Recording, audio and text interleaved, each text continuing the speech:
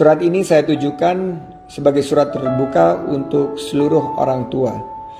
Ramadan kali ini saya hanya bisa melihat ibu dan ayah dari kejauhan. Rumah kami memang tidak berjauhan, tetapi usia ibu dan ayah yang sudah melewati 80 membuat jarak harus selalu dijaga. Padahal tidak ada yang paling saya rindukan jelang Ramadan selain bersimpuh di kaki keduanya, merasakan belayan di kepala, dan mendengarkan ungkapan cinta sepanjang masa. Orang tua kita adalah sumber kerinduan hidup.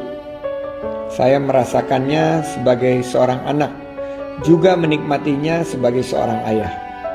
Orang tua kita tentu tidak hanya merindukan anak-anaknya, tetapi lebih dari itu, kehadiran cucu-cucu yang membuat mereka sering lupa pada usia. Kami pun harus memendam rindu pada dua putri tercinta yang sedang menuntut ilmu di negeri orang. Ramadan kali ini memang ujian kerinduan. Jutaan orang tua kita di pelosok tanah air mungkin merasakan hal yang sama sekarang ini. Rindu yang menggumpal biasanya terbalaskan di akhir Ramadan. Mudik telah jadi tradisi tahunan. Kota-kota besar hanyalah persinggahan. Ke kampung halaman juga akhirnya cinta tertumpahkan. Tetapi tidak ada mudik tahun ini.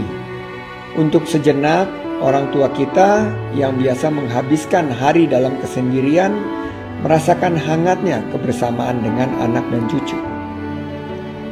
Tahun ini, panjangnya rindu harus melebihi kesabaran.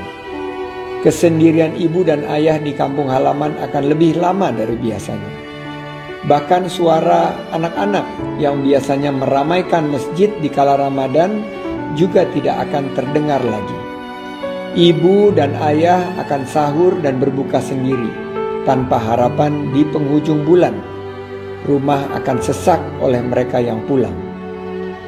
Tidak ada mudik tahun ini. Itulah wujud cinta sejati pada orang tua kita di masa pandemi. Ibu dan ayahku di kota kecil, pesisir dan pedalaman pulau, anak dan cucumu mungkin tidak bisa pulang, tetapi mereka tidak akan pernah benar-benar meninggalkan ibu dan ayah sendiri. Mohon kirimkan doa agar di masa-masa sulit ini pintu rezeki masih terbuka untuk mereka. Selalu kirimkan kabar agar anak-anakmu selalu tahu apa yang paling ibu dan ayah butuhkan di tengah krisis ini. Jarak boleh memisahkan, tetapi cinta senantiasa mengikat anak dengan orang tua. Anak-anakmu akan terus menjaga dengan apa yang mereka bisa. Orang tuaku di seluruh pelosok tanah air, ibu dan ayah hidup lebih lama dari kami. Asam garam kehidupan sudah dirasakan. Ibu dan ayah ibarat pohon kelapa memberi manfaat pada tiap jengkalnya.